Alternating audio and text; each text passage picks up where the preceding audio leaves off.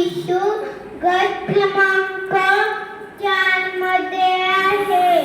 आज 8 मार्च महिला दिन म्हणून मी जिजामाता बनले आहे.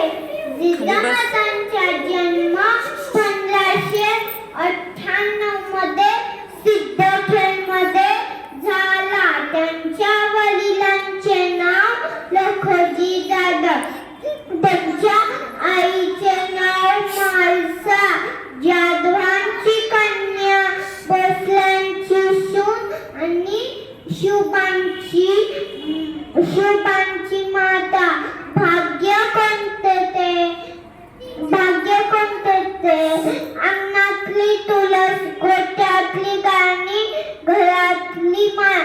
यांच्याकडे कोणी बाकली नजर टाकली त्यांची गय नाही.